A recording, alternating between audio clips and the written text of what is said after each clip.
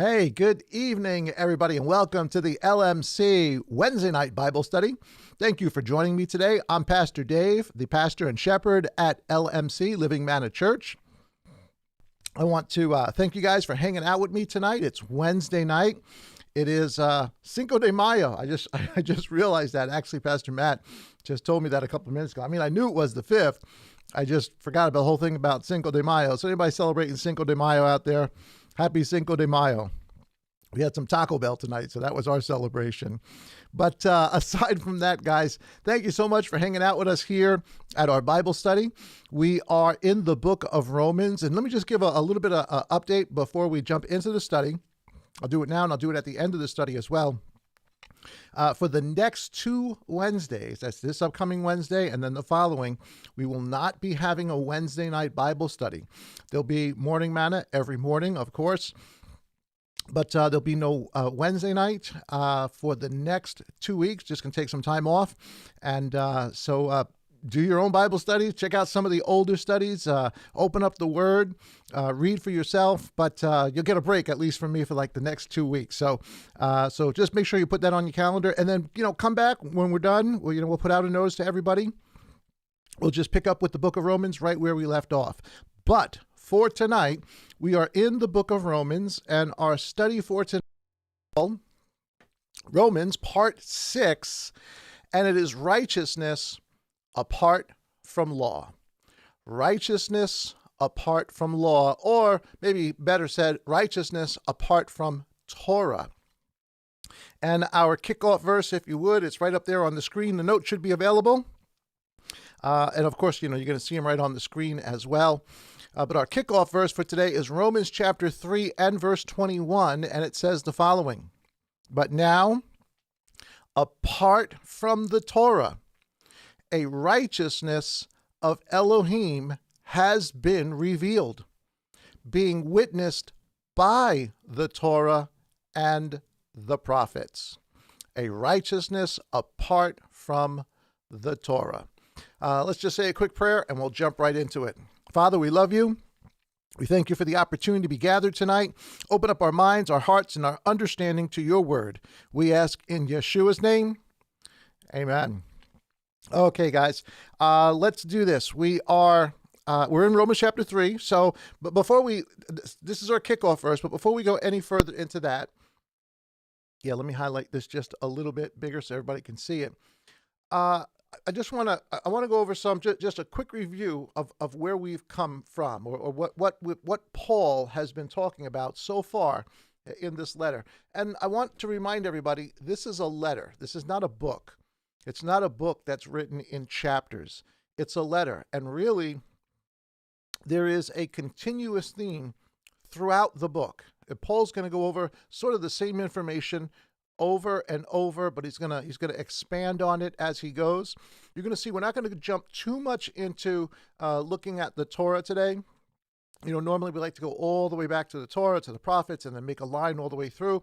We're not gonna do too much of that today because Shaul's gonna actually do that to verify all the points of information that he's making. So we're gonna highlight some of his points of information.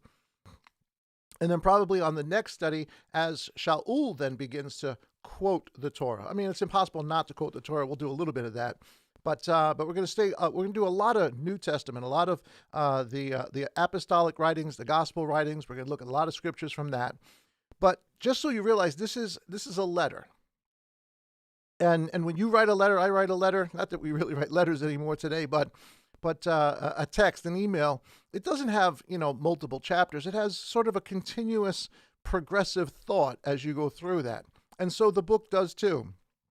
And it starts off with the concept, if you remember, that the good news is to both the Jew and the Gentile. The Jew first, but also the Gentile. And when we say Gentile, we really mean the nations. So to the Jew first and to the nations.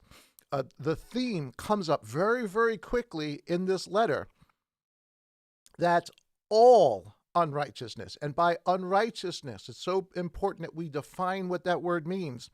To be unrighteous means to disobey God's instructions.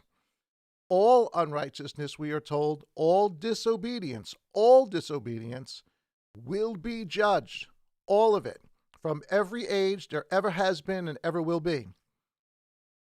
All unrighteousness will be judged.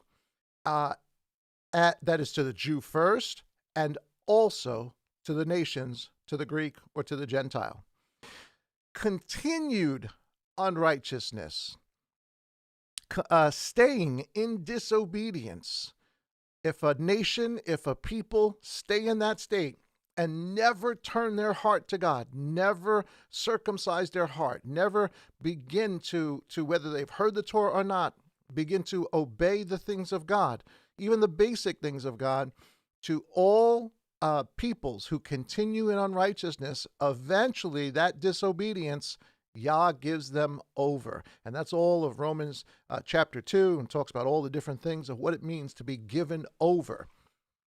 Of course, I mean, just, again, look at our culture today. You could see that we as a nation, Yah has given us over. He's allowed us to go our way, and we're seeing all the fruits of that today. Unrighteousness, another big theme as we've gone through this letter, and these are going to be continuous themes throughout the book, that unrighteousness without the Torah, meaning people that were unrighteous even though they never heard the Torah before, but were still doing things that were considered unrighteous, they will perish, they will be judged without the Torah, meaning never having had the Torah. Now, of course, we're talking about people in our past, people today as well. I'm sure there are people's groups all around the world that have not heard any of this. But those that are unrighteous with the Torah, those who have had the opportunity to have the writings with them, to have the book in their hand, those who are unrighteous with the Torah, they will perish with the Torah. So it doesn't matter whether you're unrighteous without the Torah or unrighteous with the Torah. The standard really becomes the same. You perish. There is judgment at the end of it. However, this came right up in chapter 1 and chapter 2. Keeping the law, the Torah, doesn't justify anyone. So this righteousness or unrighteousness we're talking about is a result of something else that hasn't happened. And that something else is whether you believe in God or do not believe in God. So the law, the Torah, does not justify anyone. Faith does. And by law, he's referring to Judaism. He's referring to the circumcision. That doesn't justify anyone. Faith does. We're going to talk more about that today. However, another big theme that we pick up in the book, and we're going to continue with that today, you're going to see that though the book is written to both Jew and Gentile, and there's certain parts of it where he highlights different groups, the first couple of chapters are really written to the Jewish community there in Rome. It's really helping them understand their situation in all of this. And by extension, of course, the Gentile peoples as well, the former Gentile peoples. But he's really kind of going after what Judaism has done, what Pharisaic Judaism has done. Judah, the Jew, was responsible for this information, for getting everything we just read. What is unrighteousness? What is righteousness? Righteousness in the Torah, unrighteousness outside the Torah. That the keeping of the Torah doesn't justify. All of that, Judah was responsible for this information to present it to the Gentiles. And that's where we find out that Yah's name is profaned around the world because of Yah's people that did not do these things or did not do them correctly. And finally, and I guess really if you want a summary of everything we've gone over, Habakkuk chapter 2, verse 4, for the just shall live by faith. And really, I kind of opened it up a little bit. For the just, that is those who are justified by faith, will live righteously by faith or faithfully. And that last verse, that Habakkuk 2:4, really is the summary of everything that Shaul has sort of spoken about up to this point. So with that as a brief introduction, again, you can just go back and check out, the former studies, but, just to kind of have a continuity of thought as we go through this, let's now jump into some of the things that, for today. All right. So what then? And these are going to be some of the continuing thoughts as Paul is going to go on. So what then? If Judaism, and at the end of chapter 2, don't forget, he says, so what is a real Jew? Not one who is living Pharisaic Judaism on the outside, i.e. circumcision. And we went over circumcision. I think last week we spent the whole study just on circumcision to understand what the situation was in the first century. The concept was you had to be circumcised to be saved, to be justified. That is not what Rabbi Shaul was teaching. It's not what Yeshua taught. It is not the principle out of the Torah. And everything that we're reading here in Romans, guys, is not new. None of this is new. That's right. None of this is New Testament theology. All of this is found in the Torah. So all Rabbi Shaul is doing is he's extrapolating. He's taking the knowledge that he has gained from what was written in the Torah and now sharing it with us. So it may sound new to some, and to some, they look at it and they think it's new. It's not. All of this can be found in the Torah.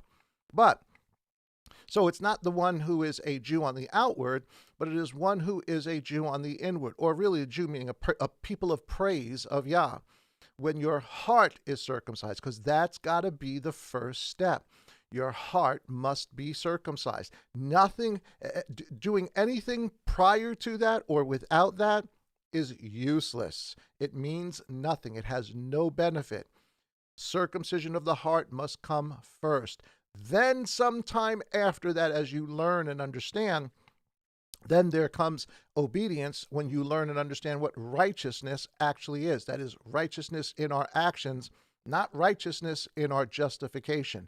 Those are two separate things. We'll talk more about that in a couple of minutes too. So, if Judaism, Pharisaic Judaism of the first century and even of today, isn't the answer, meaning that the Torah is what justifies, then why are there Jews anyway? What's the reason for being a Jew, and what's the reason for circumcision? And this is, look at Romans chapter 3, verse 1. Paul is in no way getting rid of circumcision. He's not saying circumcision is out. He's trying to put it in its proper perspective. Chapter 3, verse 1 says, of course, these are out of the Scriptures version. What then is the advantage of the Jew, the Yehudim? Or what is the value of circumcision? There is advantage to the Jew, and there is value in circumcision. Verse 2, much in every way. He said, yeah, absolutely, there is value. Even though he's saying those things don't justify you, is there value in them? Absolutely, there's value in them. Because firstly, indeed, he says, that they were entrusted with the words of Elohim. Now he's talking about the Jew here, and if you think about it from the overall study of the Scripture, the word, the Torah, the instruction was given to the whole house of Israel. But he is absolutely right in saying that the benefit of that day, because don't forget, the rest of the house of Israel is scattered at this point. Who's left? Judah and the other tribes that are with Judah in the land of Judah. They were the only people on the face of the planet that had the written Torah in their possession. It was their job. They were given the Torah and made responsible for its teaching, for its instruction, for its keeping, for its translations, its rewriting down through the ages, the copying.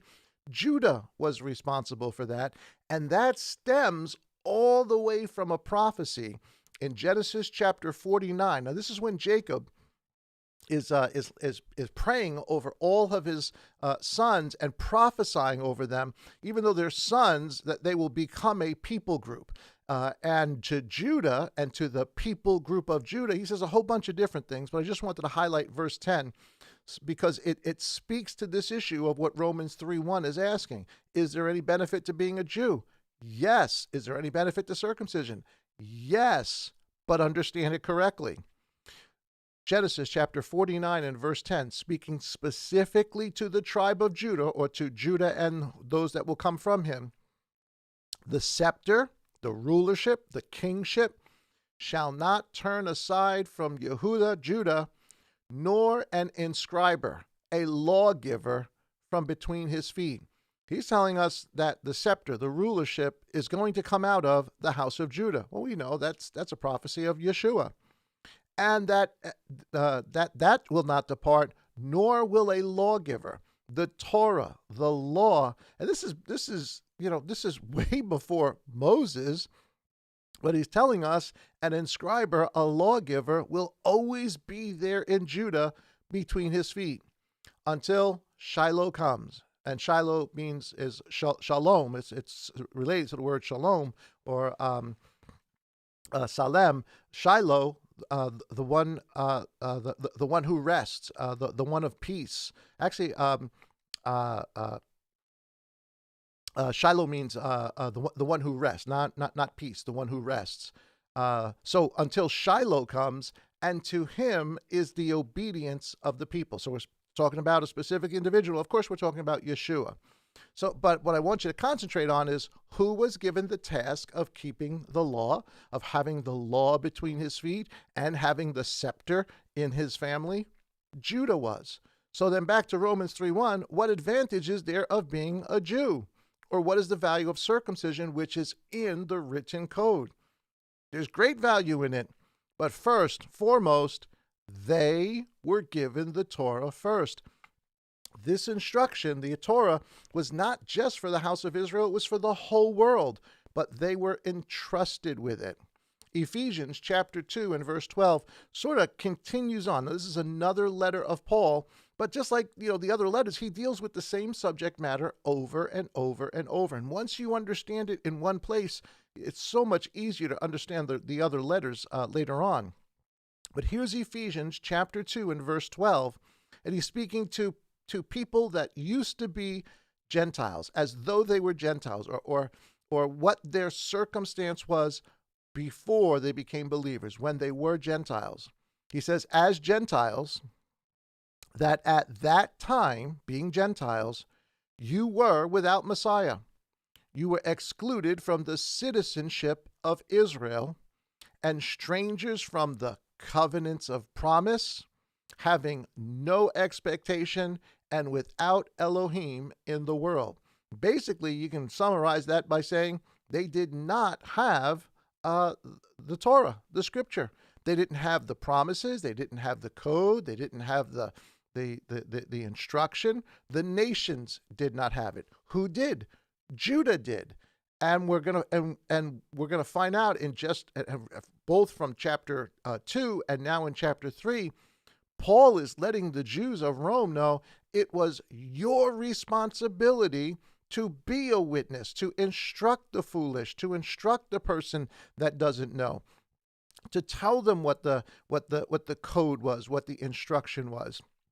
If you tell them don't commit adultery, but you're committing adultery, you're not a good witness, and then Yah is blasphemed among the nations because of you. So it was Judah that had this instruction. So that's the question he's asking. What advantage is there to being a Jew? There is an advantage. They were the first, at least at this time, really the last. The whole house of Israel gets it, but they were the ones who would become the keepers of the Torah. Even all the way up till today, they still are. Okay, so next verse, Romans chapter 3 and verse 3. So again, the progression of thought is what benefit then is there to being a Jew? Well, they were given the Torah. He's talking about Mount Sinai. They were given the Torah. They had first opportunity to begin to understand this, and then a responsibility to make sure others understood it. Romans chapter 3 and verse 3. Now he's going to get into a bit of an extreme example here, but let's read it, and then I guess we'll go over it. Verse 3 says, "For what if some did not believe? Shall their unbelief nullify the trustworthiness of Elohim? Let it not be. But let Elohim be true and every man a liar, as it has been written, that you should be declared right in your words and prevail in your judging. So let's stop here just for a second. Let's make sure we understand what's actually being said. He just asks, what's the advantage to being a Jew? There is an advantage. You got the Torah first. You got a head start on everybody, and then you had a responsibility to teach others, which was not done to its fullest. So the question that he asked then is, what if some of them didn't believe? I mean, they heard the word of God. They should have believed. By belief, it means, did they have belief in God? Not just did they believe the Torah, because if you don't believe the Torah, it's because you do not believe that there is a God.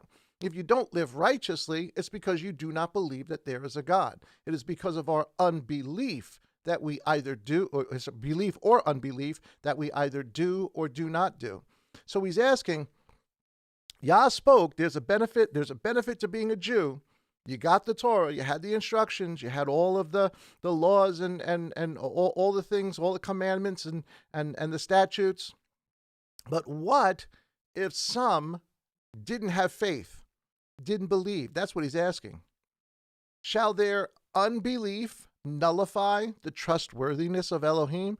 In other words, if Yah has said, this is how you shall live, this is what I want you to do, this is my promise to Abraham, this is what I'm going to do for you, believe this is now my instruction on living in righteousness, and Yah says this is righteous, what if some of them didn't believe it? What if some of them didn't believe that it was God, didn't believe that they should live a certain way and do certain things and have a code? And there were those that did not. Does that change or nullify Yah's instruction? No. Guys, kind of what he's asking here is, and I know you've probably heard this before, people that may hear certain instructions and, you get to Romans 2 and what's acceptable and what's not. Well, I don't believe that way. I don't believe that God is like that. Well, you can do that, but that does not change the trustworthiness of Elohim. Your non-belief does not negate what Yah has already called as righteousness. What Yah has already said needs to be belief to start the process. So if you choose not to believe, does that make Yah's word that's then given untrustworthy? No, absolutely not. Your belief or your unbelief does not change the validity and the righteousness of Yah's instruction. And of course, look at verse 4. He says, let it not be. Absolutely not. Just because, were there people at Mount Sinai that didn't believe? Believe it or not, yes. How could you not believe standing there at Mount Sinai? Because they had been so infiltrated by pagan religions. We know what winds up happening just, sometime 40 some odd days later, they build a golden calf. There were people who did not believe. And even after that, wandering through the wilderness, it says, let it not be, but let Elohim be true. Let the word, the instruction, the Torah that he has given be true, and every man a liar. As it has been written, and I'll give you some of the quotes, but listen to this quote, that you should be declared right. He's talking about that God, his words, not that you as an individual, by what you say you're declared right. That's not what Rabbi Shaul is saying. He's saying that Yah is declared right in his words. What Yah says is good and right and trustworthy and must be kept. And he will prevail in his judgment. He has the right to judge whether you believe or not by his standard. That's really the summary of this. Yah has the right to judge by his standard, whether you believe his standard and by faith and then live it, or whether you choose not to believe it and not to live it. Doesn't matter. He still has the right to judge it. And this is not a New Testament concept or idea. Paul is quoting right out of Psalms 51 and verse 4, where it says, against you, now this is King David, the whole big repentant psalm, Psalm 51, and he says, against you, you alone, meaning Yehovah, have I sinned and done this evil in your eyes, that you might be proven right in your words. What words? Thou shalt not commit adultery. If you do these things, you will live. You'll be blessed. Do these things, you will be cursed. He's saying, what you said, even though I didn't do what you said, you were proven right in your words, and be clear when you judge. You are justified, that whatever judgment is attached to your righteousness is justified, and it is good. And whether I want to be obedient to it or not, or whether I want to believe it or not, does not change the fact that what Yah has said is trustworthy. Now, in Hebrews chapter 4, verse 2, the writer of Hebrews kind of goes over the same concept that there were many who did not believe. Chapter 4 and verse 2 says, for indeed the good news was brought to us, and he means to them. He's talking about the people in the wilderness, the people at Mount Sinai. He says the good news was brought to us as well as to them. Now think about that. The people at Sinai had the good news. The good news is that Yeshua came and he died and he rose, but the good news starts with Abraham, continues to Mount Sinai, continues to King David, continues all the way through to Yeshua. All of it together is the good news. So when it says, for indeed the good news was brought to us as well as to them, they also heard the word of faith, but the word which they heard did not profit them, not having been mixed with belief or faith in those who heard it. They heard what Yah said. They saw the mountain. They didn't believe it. They didn't live it faithfully. The just, they were justified, did not live it faithfully. And there were repercussions for that. Was Yah justified in those repercussions? Absolutely. Absolutely. And again, you hear this so often in our modern day culture. People that say, well, I want to live a certain way. I want to do things my way. I don't believe the same as you, or I don't believe that God will do this or not do that. Well, you can believe that if you want to, but it does not change the fact that that is not what Yah said. He has already laid down a standard, and his word is trustworthy. And either we abide by its parameters or and be blessed, or don't abide by them, and there is a cursing that comes from it. And when the cursing and the judgment comes, people say, well, I don't believe in that God, and when I get to when I die and I go to hell, I'm gonna party. I'm gonna be, it's gonna be a great time down there. No, that's not the way things work anyway. But the idea is you will be attached or bound to whatever righteous judgment Yah has already declared through his word. That is a repercussion of what you have either believed and then acted upon. And it doesn't change. It doesn't change in any generation. It doesn't change in our generation. Belief and faith in Yah directly affects one's actions. So he just asked the question here, well, what if some of them didn't believe? Because he's going to deal with an argument, and it's kind of a silly argument. If you think about it today, it sounds kind of silly. But I've actually heard people at least, well, maybe not say this 100%, but sort of beat around the bush of this. In Romans chapter 3, verse 5, the next verse, Paul's going to make an argument. It's the God's not fair argument. We hear this all the time. I talked about this over this weekend. In our culture, it's all about God's not fair. And people may not say that outright, but when you say that, or when you believe that, well, the way I was born is not how I feel. I don't like the parameter in which God has given me to live, and I want to live a different way. I want to become a different sex, a different gender. What in essence you're saying is the guideline, the righteousness of God, that he has established. And let's look at it one more time the way that it says it up here. Shall their unbelief nullify the trustworthiness of God? Well, the trustworthiness of God, or the instruction of God, is that he made them male and female. And that's a fence, that's a guideline, that's a barrier. To go beyond that is to break the barrier. And you go beyond it because you do not believe in the God who set that standard. You may say you do, you may say the word God, but you do not believe in him if you go beyond that standard. But you will still, even if you go beyond that standard, do whatever you want to do, you will still be judged by that standard. God is trustworthy. If you stay within that standard and break that standard, well, you're going to be judged still within that standard. As a man and as a woman, it doesn't change. God's trustworthiness does not change.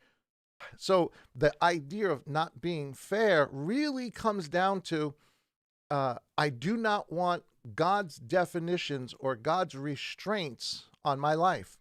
I want to do what I feel. It's talked as the lust of the flesh in the scripture, but it just, all it really means is to do what you want to do rather than to have whatever righteous constraints there are in the scripture on your life.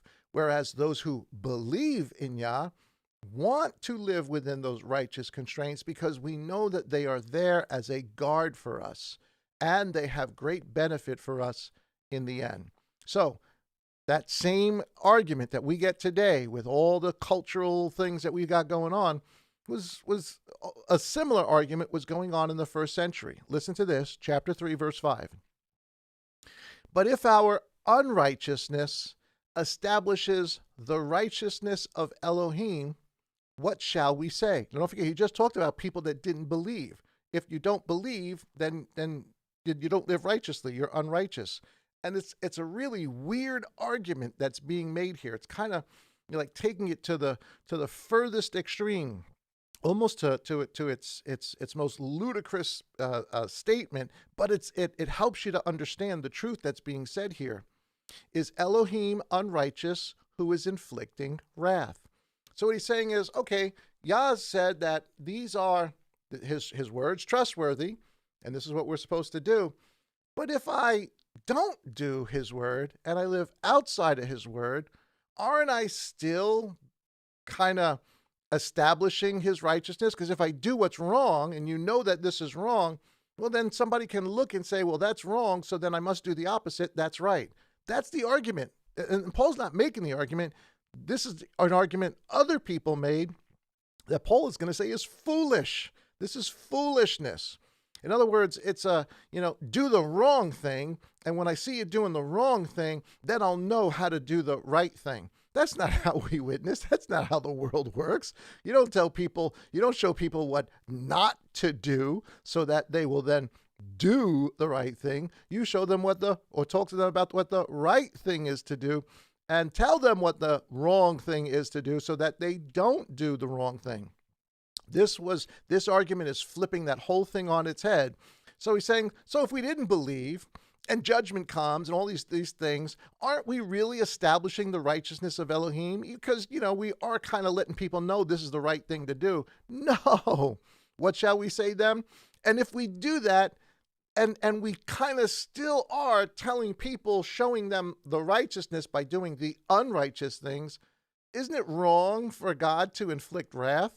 Guys, think about how ludicrous this argument is, how off the wall this argument is. So do the wrong thing, the unrighteousness, so that you can show people do the opposite, and then say, well, God, you can't really judge me because I've lived the way I wanted to, because I actually showed this is not how you're supposed to live. That's how you're supposed to live. Guys, this is just circular nonsense and he's mentioning this because there were people that were saying this in the first century. Is God then unrighteous to inflict wrath? No. If you're living unrighteous, guess what's coming? Wrath. If you do not believe in him and you live unrighteously, wrath is coming. Even if there are people that say, oh man, I don't want to live that way, don't want to do what he's doing, I'm going to do this, and they turn to righteousness, God is still righteous to give wrath, to judge that person. So that's kind of the argument that's going on here. And again, the modern equivalent is, God's not going to, mind if I do this, or mind if I, like this person or that person, or I do these things, I do my thing, I do me. The God I believe in isn't going to do that. Well, you could say that, but that's just not the truth. Then he says, I speak as a man. In other words, this is ludicrous. This is nut talk. This is crazy talk. Let it not be. Otherwise, how shall Elohim judge the world? He's saying, listen, if God allows you to get away with unrighteousness, and people see your unrighteousness and decide to do righteousness, I guess generally speaking, okay, that's I guess there's some benefit to that. But are you still going to get judged? Yes. And if Yah doesn't do that, if he lets you get away with that unrighteousness, then how's he going to judge the whole world? Yah has a singular standard, and he's given us what his standard is. And either we abide by it or we don't. And either way, the standard is the standard. Verse 7, for if the truth of Elohim has increased through my lie to his glory, to his esteem, why am I also still judged as a sinner? Well, because you are. Just because you're doing the wrong thing and other people choose to do the right thing because they see you doing the wrong thing, that's not how we're supposed to do this, guys. That's not the instruction. I don't know what they were thinking in that day. I don't know why this is an argument that came up in the first century, but here it is right in front of us. There were people that were saying this and even accusing Paul of saying that, because he was telling the Jews, it's not the keeping of the Torah. So they're thinking, okay, well, if I don't keep the Torah, well, then it's better. Well, no, he's saying, no, not for salvation. And they just couldn't get it through their heads. The idea that this was a gift first, the gift comes first, the belief comes first, actions come later. But your actions matter. Verse 9, verse 8 again. And why not say, let us do evil that good might come? It does not work that way. As we are wrongly accused, and as some claim that we say, their judgment is in the right. What then? Are we better than they?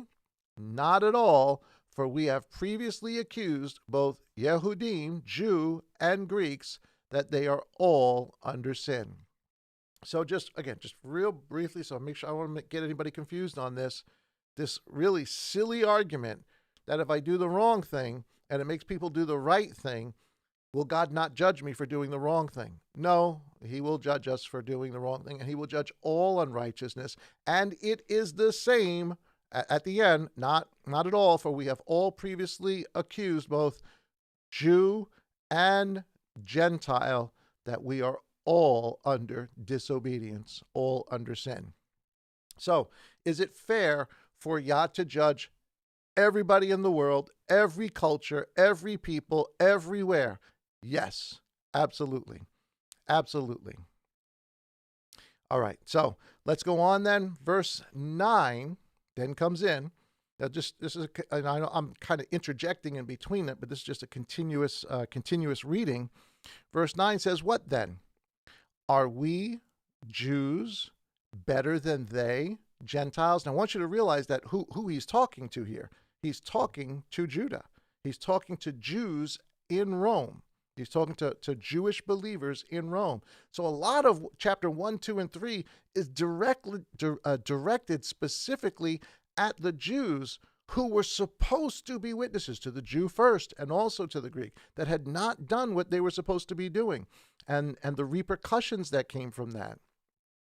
So Romans 3:9 then, he says, so what then? Are we, meaning we, the Jews, any better than the Gentiles? With all this, we've been given the Torah. Is there benefit to being a Jew? Yes, we got the Torah first. We got the instruction first. But if we don't believe, we get judged just the same. So are we any different than the Gentiles? This is so important that we understand this, because what he's in effect is telling us, is there any benefit to Judaism, is what he's really asking. The Pharisaic Judaism. And the answer is no. There is no benefit to it. Does it make you better? Does it make you worse? Everybody's on an even playing field here. It doesn't make us any better than the Gentiles, not at all, for we have previously accused both Jews and Greeks that they are all under sin. Verse 10 then goes on, and again, these are not just these. This is not a New Testament doctrine, New Testament theology. This is Torah. This is throughout the prophets, throughout the Torah. And he's going to quote multiple verses from like verse 10 to verse, 14, 15, 16. Let's read some of it, and then we'll go back and look at some of the passages that he's pulling this information from. Now remember, the conclusion is here, we're all the same. We're all in the same boat, to the Jew and also to the Gentile. Verse 10 says, as it has been written, there is none righteous. Nobody has ever been righteous. By their actions is what he's referring to. No, not one. There is no one who is understanding. There is no one who is seeking Elohim. They all have turned aside. They have together become worthless. There is none who does good, no, not one. I want you to understand the context of what he's saying is being disobedient, not believing in Yah, and because you don't believe, you don't do righteousness. Psalm 14 is where he's getting this information from. So this is not new. These are things that were said before that Paul is now just sort of pulling out from the Psalms and from the Torah and putting them together to give us a summary that what he just said, that this applies to everyone, is actually true. Verses 1 through 3 says, the fool has said in his heart, there is no Yehovah. Think about that statement for a second. What does the fool say? There's no God. And if there's no God, then what do? Well, you eat, drink, and be merry. You live the way you want. You have no barriers. You have no parameters. You have no fences. You have no instruction in righteousness. You do what you want. That's what he was just saying for those who don't believe. But whether a Jew or a Gentile, doesn't matter. We're all in the same boat when we do this. So this is what he's quoting from Psalm 14. So Psalm 14 gives us a little bit better, a more clear understanding, because he's just quoting a part of the verse here. But Psalms 14, when you read it, you realize what he's actually referring to. The fool says in his heart, there is no Yehovah, there is no God. They, the fool, the people who do not believe in God, do not believe by faith that there is a God, then their actions will reflect it. They have done corruptly. They have done an abominable deed. There is no one who does good. Yehovah looked down from the heavens on the sons of mankind to see if there is a wise one seeking Yehovah. They have all turned aside. They have together become filthy. No one is doing good, not even one. Have all the workers of wickedness no knowledge, who eat up my people as they eat bread and do not call on Yehovah? So who's he referring to here? The one who refuses by faith to believe that there is a God and then live accordingly.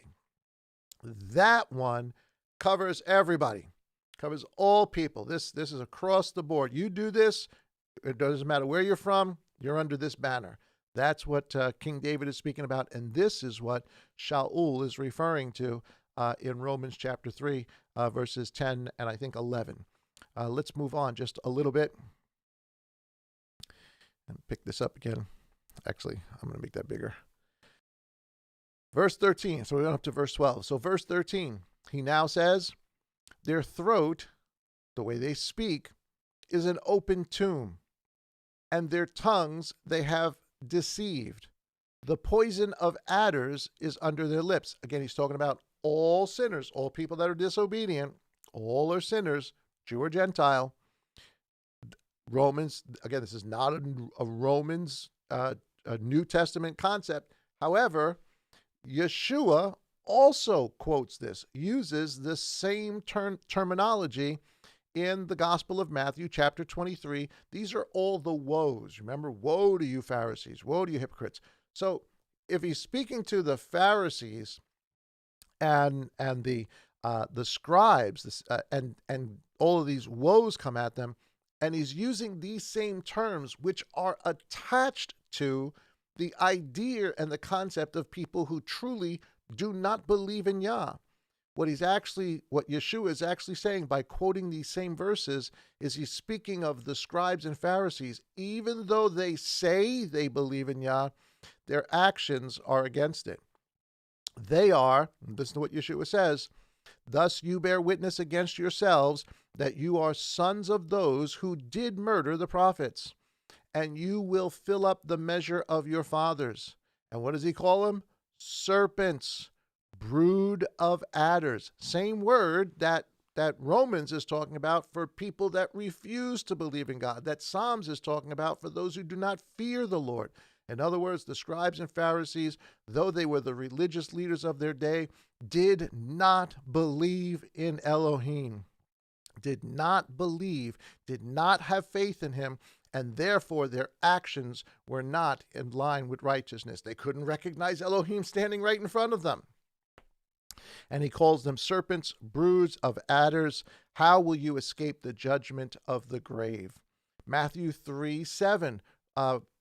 John the Immerser, the baptizer, uses the same term. Again, they're quoting it from a same source. You're going to see the source is going to be Psalms chapter 5. But Matthew chapter 3:7, look at what John also says to the Pharisees and scribes when they come.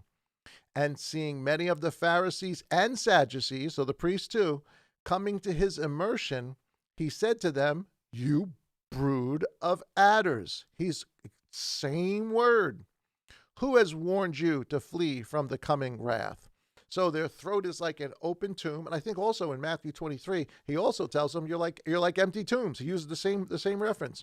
You're like empty tombs. You look whitewashed on the outside, but on the inside, you're full of dead men's bones.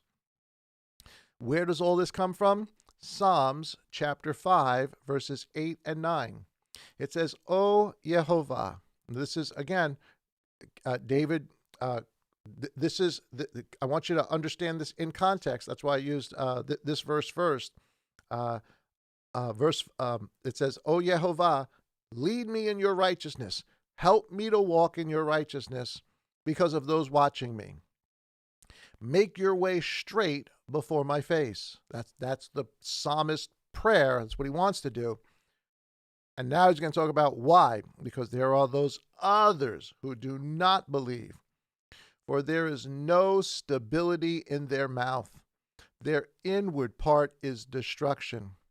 Their throat is an open burial site. They flatter with the tongue, declare them guilty. O Elohim, let them fall by their own counsels. Thrust them away for their many transgressions, because they have rebelled against you. Their actions dictated whether or not they believed in Yah. They had faith in Yah. And evidently he's talking about people that had no faith in Yah. And without faith in Yah, their throat becomes an open burial site. They flatter with their tongue. And then he says, you have the right by your word to declare them guilty. Let them fall by their own counsels, by the things they've said that are in opposition to your word. Let them fall. Lord, you can judge them. These are the same principles that we see Shaul talking about in Romans chapter 3. And so I just want you to see that the consistency here, he's talking about those, both Jew and Gentile, who choose not to have faith in the God of Abraham, Isaac, and Jacob, and they show it by their actions. All right, let's get to the next verse. Verses 14 through 18 in Romans, the next couple of verses say the following. whose mouth is filled with cursing and bitterness. Their feet are swift to shed blood.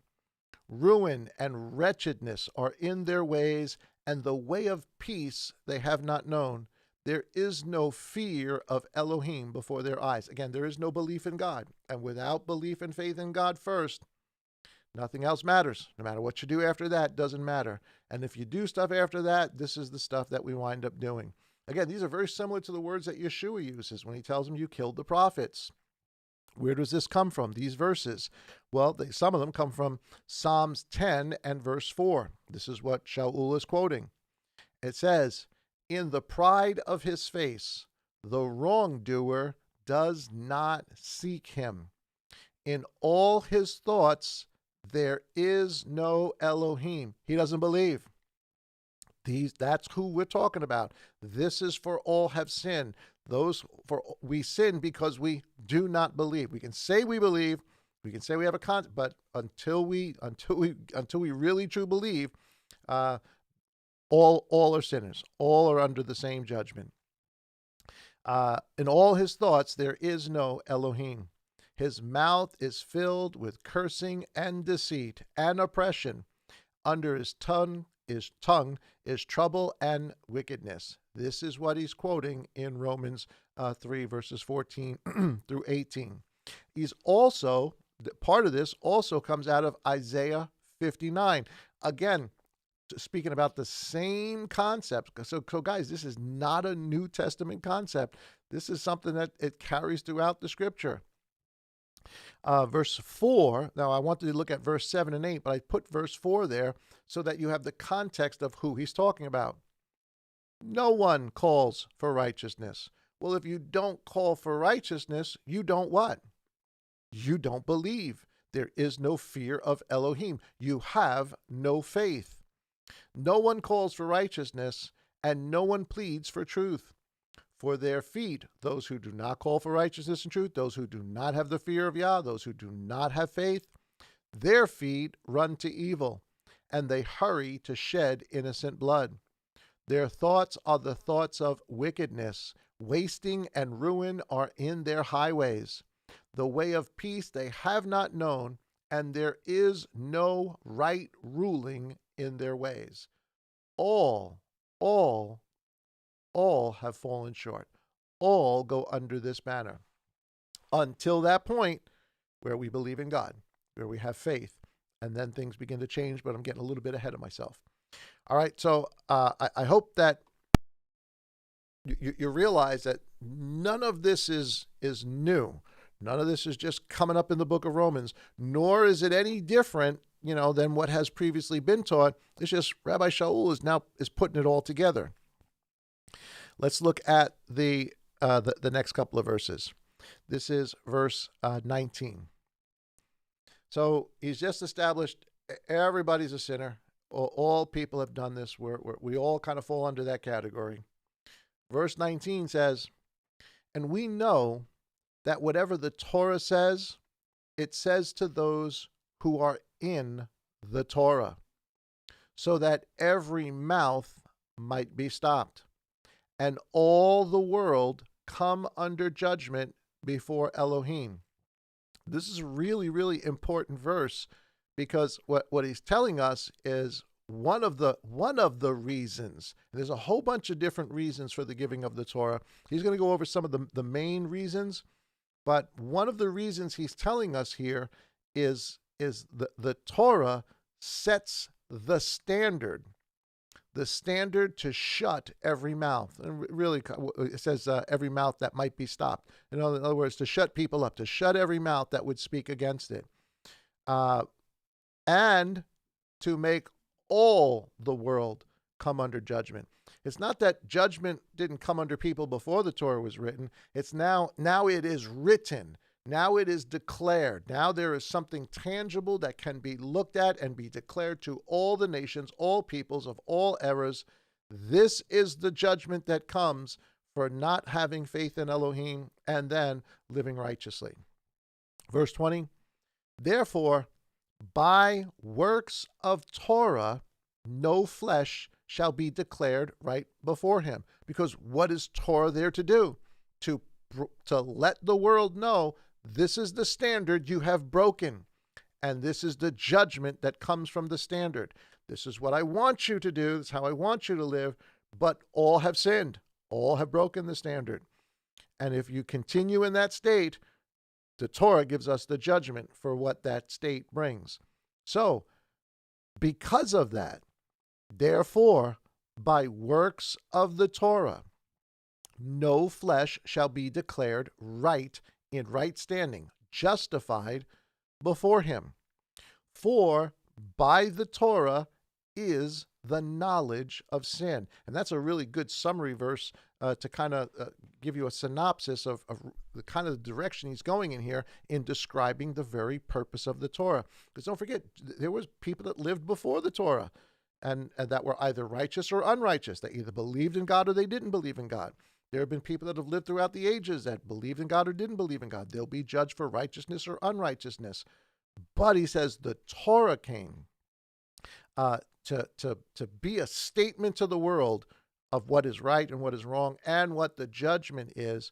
But Judaism, the Jews of the first century and all the way up till today, kind of twisted this and made right standing with God a product of keeping Torah, doing the things it said to do.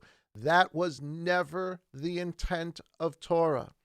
Torah is righteousness. It teaches us how to live right. It shows us also what is wrong and what the judgment is.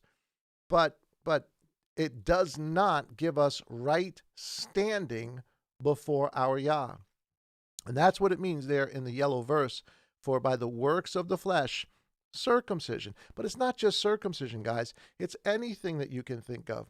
It's making your bar mitzvah. It's making your bat mitzvah. It's taking communion. It's or Lord's Supper. And if we say that to be saved you need to do any of those things, that is a work of the flesh. That is not the standard. Not the standard in the Torah, nor is it the standard at Yeshua's day, nor is it the standard today. Verse 21 says, "But now apart from the Torah, a righteousness of Elohim has been revealed, being witnessed by the Torah and the prophets." So a lot of people, very often when they read through Romans, they see these words that saying, well, no flesh is justified or made right by the Torah. And so what we just assume, because we don't know what the Torah is really about or what the whole argument is here, we just assume he's saying, oh, get rid of the Torah. It's not about the Torah. Now, apart from the Torah, a righteousness of Elohim. Well, righteousness has always been apart from the Torah. That's not a new concept. Righteousness has always been apart from the Torah. And in the next chapter, chapter 5 and chapter 6, Shaul is going to give us the example of Abraham. And he's going to tell us how this has been the standard right from the beginning. But I don't want to get too much into that. I want to save that for when we get there. But I want you to see that's what he's saying. That now, what they've realized now, what Shaul is teaching now, what Yeshua has come to bring now, is that there is a right standing. Now, the word righteousness, it's not our righteousness, it's the righteousness of God has been revealed. God's right standing, in his Son, Yeshua's right standing has been revealed, but it's been witnessed, it's been spoken of by the Torah. So not only does the Torah, if we go up to that red verse 19 in the red there, shut every mouth and put the whole world under judgment, it also witnesses of the righteousness of Elohim in the Torah and the prophets. And of course, it's talking about Yeshua here. So the Torah really serves multiple purposes, and he's only going through two here. There's even more than this, but so it's a witness to tell us of the righteousness of God apart from the Torah, but it is also a witness to tell us what is right and wrong and the judgment that will come for doing wrong. It serves both of those purposes.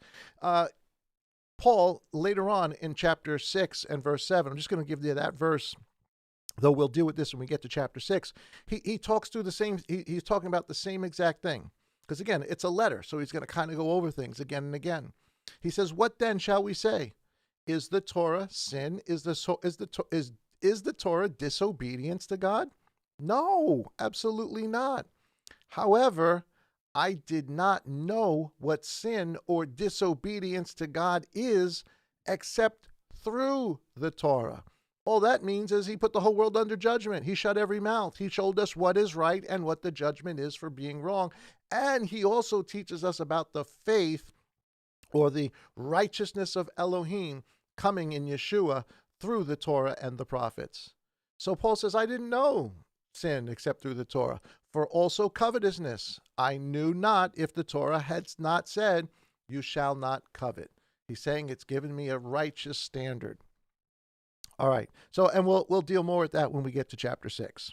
So let's go on from there. So this idea of the reasons for the Torah is something that Paul talks quite a bit about here in Romans, but also in another book. And I want to deal with the other book just for a second because he does a really, really good job in explaining to us the position of the Torah, the reason for the Torah. Faith, let's make sure we understand this. Faith, as we know it from a new, see, we think faith just came. Faith has always been there. But faith, as we know it today in Yeshua, is not a replacement for the Torah. Nor is does the Torah bring us right before God. So faith is not a replacement for Torah, but it precedes the Torah. Faith comes first. And as faith comes first, and then when the Torah comes, the Torah becomes a teacher to the faithful of what is right, what is good and right to do, and what is not good and right to do. What is the will and desire of our God? So it's really important. I want everybody to get that faith is not a replacement for Torah, as many would teach today. Torah's out. Now it's all about faith. Not at all. Faith is not a replacement for Torah. It precedes it, but it becomes a teacher, the Torah, to the faithful. Now here's Rabbi Shaul's explanation of what I just said to you. Let's see if we can follow this because it's going to go right along with Romans. Galatians chapter 3, verses 19 through 26 say the following. He asks the question right out. Well, why then is there a Torah? Why did God give a Torah? And the preceding verses, he says, this is all by faith. We come by faith, just like Abraham came by faith. Well, if we came by faith, if we came by promise, then why did Yah give the Torah? It was added because of our transgressions, all of humanity's transgressions. But God didn't give it to all of humanity. He gave it to the house of Israel, and the house of Israel is responsible to give it to all humanity. It was added because of transgressions, until the seed should come to whom the promise was made. Now, people read that and say, well, when the seed comes, then there's no more need for Torah. That's not what that said. You're reading into that. He's telling us it was added because of our transgressions. He gave it to us so that we know what sin is, so that we clearly understand, at least the house of Israel in its infancy, and then the nations afterward, would clearly understand what the righteous standard is. But it was also given to get us to the promise that came before the Torah, the promise to Abraham. Remember, what's the promise to Abraham? A seed. So the Torah is given to let us know that we are all sinners and how to live righteously.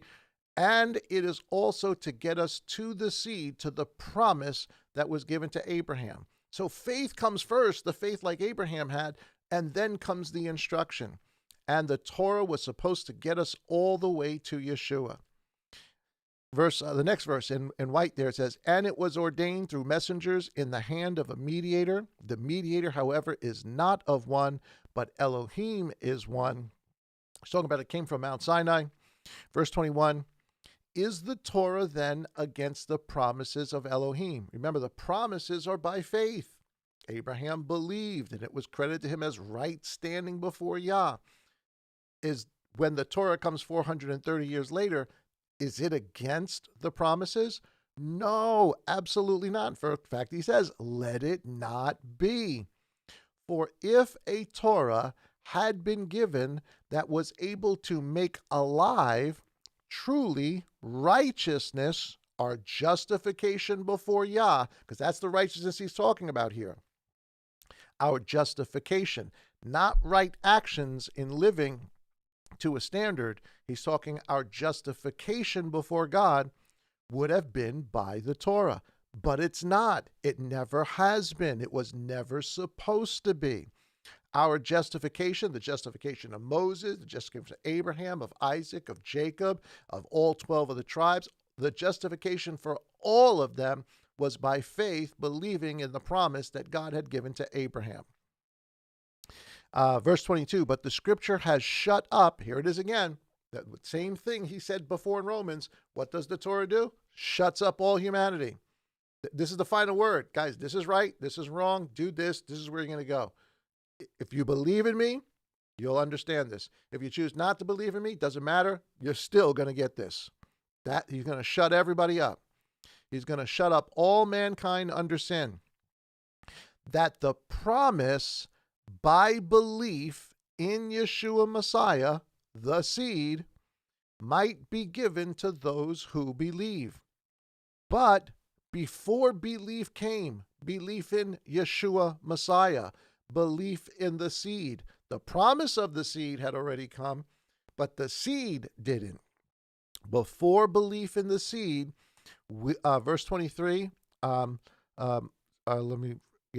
before belief came, we were being guarded under Torah, having been shut up for the belief being about to be revealed.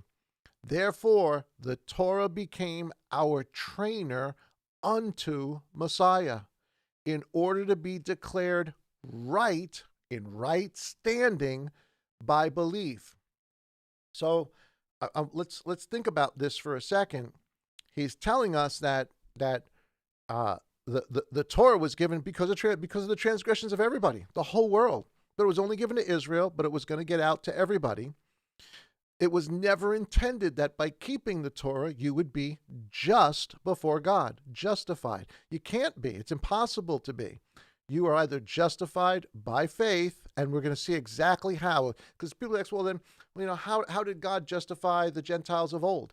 How did he justify, all the Hebrews of old? And, how did all that go on? What if they didn't understand? Never heard about the thing of Abraham. How could God justify them? We're going to find out. He has an answer for everything. It's really in there if you take the time to look. But before we get to that, he's telling us that the Torah was there to let us know how wrong we are.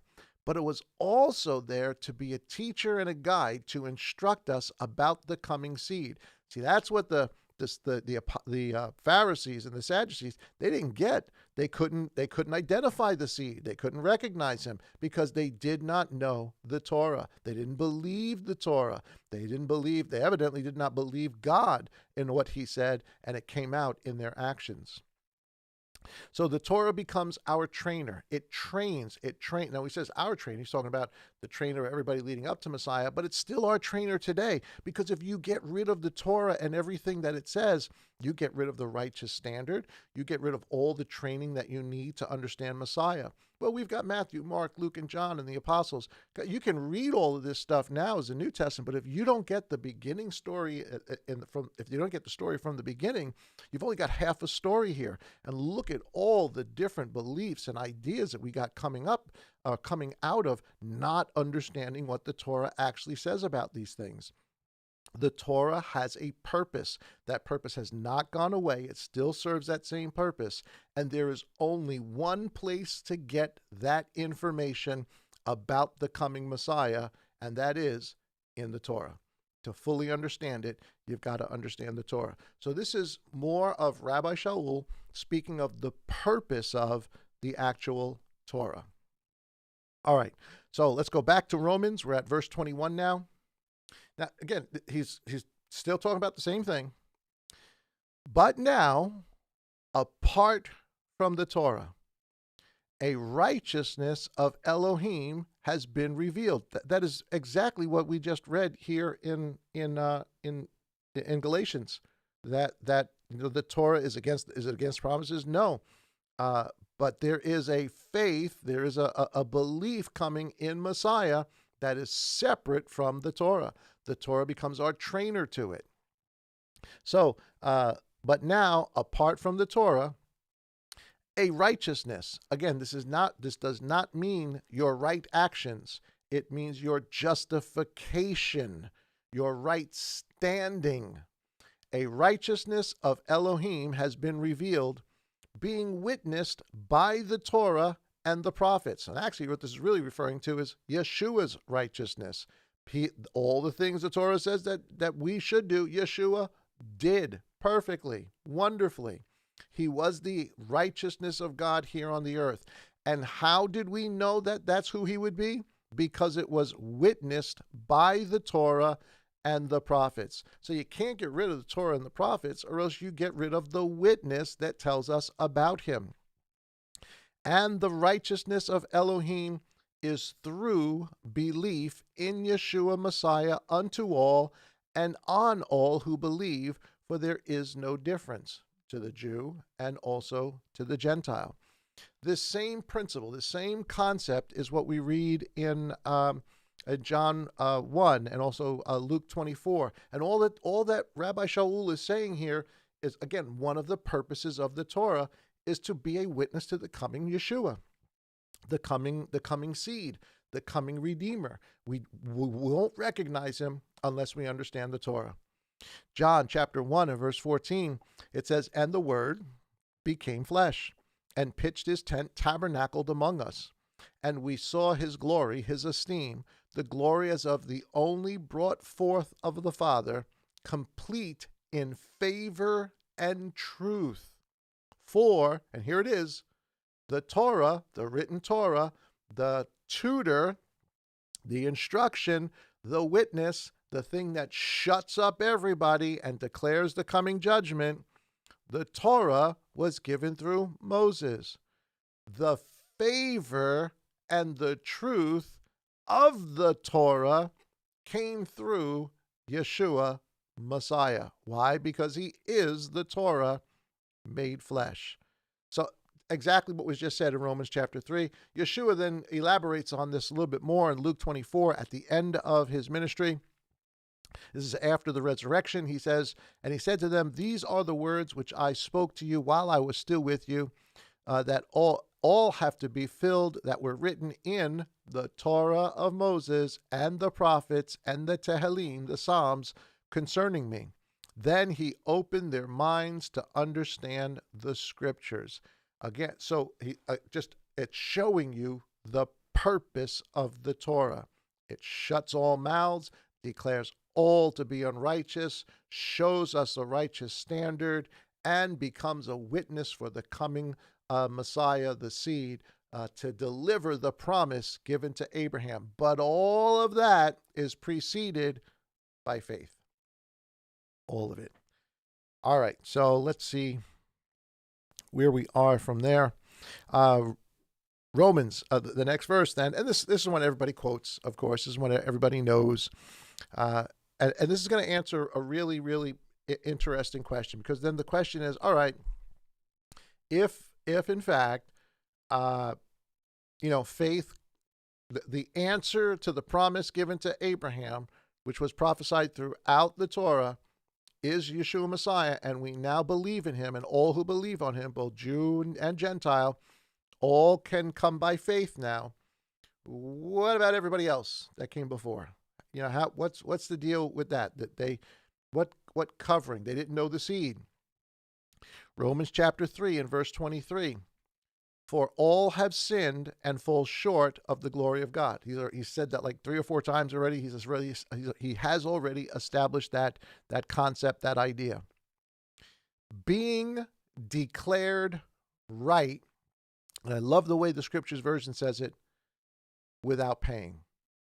We all fell short. We were all that description that comes in from Psalms and Isaiah and everything from in Romans 3. That was all of us, to the Jew first and to the Gentile. Doesn't matter if the Jew is trying to keep Torah to try to get to God, they're still under it. But now we have been declared, spoken of as right standing with our God without paying. Payment must be made for us to be in right standing. How are we in right standing?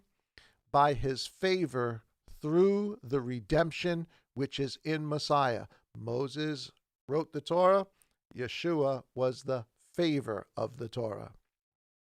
His favor through the redemption. I think the King James says the propitiation, the atonement, the heat shield, which is in Messiah Yeshua, whom Elohim sent forth, here it is, sent forth as an atonement. That's the word, that's propitiation. So it speaks of Yeshua as our redemption, our payment, because we are declared right without us paying, but Yeshua is our payment, whom Elohim sent forth as an atonement through belief in his blood to demonstrate his, Yeshua's righteousness and Father's righteousness, that Father has a right standing, that Father has a set of rules that will not, for any of us, he sees no partiality in any of us, will not change. And it didn't change for Yeshua because he had to pay the price that was ours to pay. Yeshua, the price must be paid by somebody. It wound up being paid by Yeshua. To demonstrate his righteousness because, and here it is, in his tolerance, Elohim had passed over the sins that had taken place before. Wait, are you telling me that Yah just kind of, turned a blind eye and said, Yeshua didn't come yet, so I'm not gonna bother with that, and I'm gonna let that slide. No. If he did, then there is no righteous standard in our God. There is no right ruling, and the whole universe is going to fall apart. And then Yah would have no right to judge all of humanity. His standard is it's not a standard if he doesn't keep it. So if it's not saying that, what is this saying? In his tolerance, in Yah's compassion for all of humanity throughout all the ages, Elohim had passed over. What does Passover mean? Well, we know Passover as the Passover. Yeshua as the Passover, but atoned for. He passed over the sins that had taken place before to demonstrate at the present time his righteousness, that he is righteous. So what Yah allowed to, what Yah I'm going to say allowed, but I'm going to qualify that in a second. What Yah allowed to go on in ages past, he demonstrated in Yeshua, I never broke my standard. My standard has never been broken, and my own son is going to pay that terrible standard that I shut up everybody with my written Torah. That to demonstrate Yah's righteousness, that he is righteous, he has to be righteous, that he is righteous and declares righteous the one who has belief in Yeshua. This was the plan with Abraham, to send his only begotten son. That was the plan with Abraham. This is nothing new. So how does God, in his tolerance, in the tolerance of Elohim, how did he pass over the sins that had taken place before? He made atonement. He taught us that where? In Torah. He made atonement for who? First, for the royal priesthood, for the house of Israel in Yom Kippur. That was their atonement, the atonement as a nation. And then Yah also made atonement for all the nations. Who did he have make atonement? The royal priesthood, the Levites. They made atonement for everybody, because during tabernacles, atonement was made, offerings were made, a covering was made for the sins of the nations.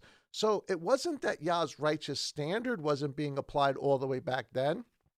If you sin, you can only be covered by blood. Only blood forgives sin. So each year, the house of Israel gets atoned for, and the house of Israel atones for the nations as a tutor to get us to Yeshua, who is both Yom Kippur and Tabernacles and Passover and the red heifer and the leprosy offering and so forth and so forth and so forth and so on.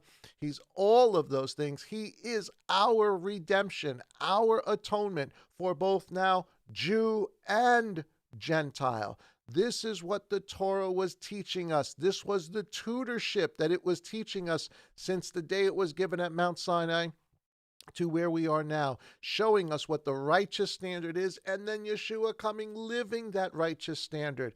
Yah showing, Father Yehovah showing his righteous standard, that my righteous standard has never, ever, ever wavered. Not when it was at Mount Sinai, not 400 years later, not 1,000 years later. It's never wavered. And he applied the same standard to Yeshua, who is now our redemption. I hope everybody gets that. I hope everybody's really kind of that has sunk in. That's the story. That's how this whole thing works. So the Torah is not obsolete. The Torah is vital. It's vital to those who believe in Yeshua, who have now been justified. We still have to live the righteous standard. In fact, the only way you can live the righteous standard is if you truly believe. And so Yah's now made it available. Instead of through the house of Israel on Yom Kippur and on the Day of Atonement through Yeshua. And this, even in prophecy, you'll see in the book of Zechariah how important, even when Yeshua comes, the Day of Atonement is, because that's the day the nations were covered. Zechariah 14:9, and Yehovah shall be sovereign over all the earth. In that day there shall be one Yehovah, and his name one. And it shall be that all who are left from all the nations which came up against Jerusalem shall go up from year to year to bow themselves to the sovereign Yehovah of hosts and to celebrate the festival of Sukkot. What are we celebrating during the millennial reign of Messiah? The nations that are still here are celebrating Sukkot. They're keeping the Torah. They're remembering the day of the atonement for all the nations, because that is symbolic of who Yeshua is.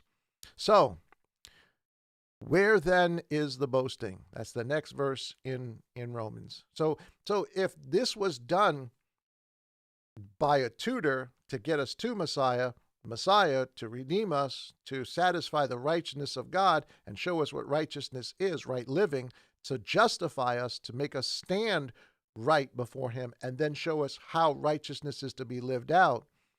If that is accepted by faith, then where's the boasting? It's shut up. It's shut out. By what? Torah? Of works? Really put in there, of Judaism? Of religion? No. And here it is. But by the Torah of belief, the Torah of faith.